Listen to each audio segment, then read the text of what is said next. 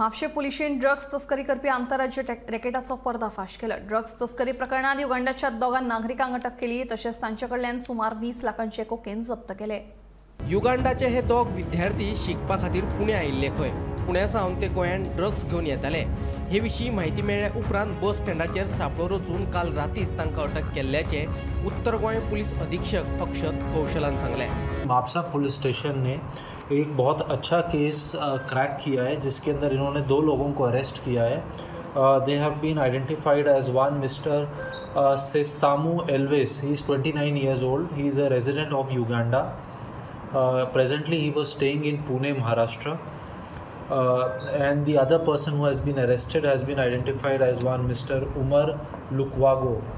He is 27 years old. He is also from Ugandan nationality, and he is a resident of. He is presently staying in Pune. इन दोनों के पास से हमें commercial quantity का narcotic substance मिला है। सेस्तामू Elvis के पास से हमें 103 ग्राम नारकोटिक सब्सटेंस मिला, जो अभी हमारी इनिशियल इन्वेस्टिगेशन से और ड्रग टेस्टिंग किट के माध्यम से जो हमें जानकारी मिली है, उसके हिसाब से we are suspecting it to be cocaine.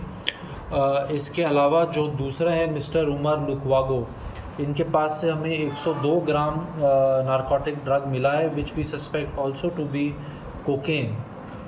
इन दोनों ड्रग्स की जो मार्केट इंटरनेशनल मार्केट वैल्यू है, that is we estimate to be around 20 lakh rupees. इसके अंदर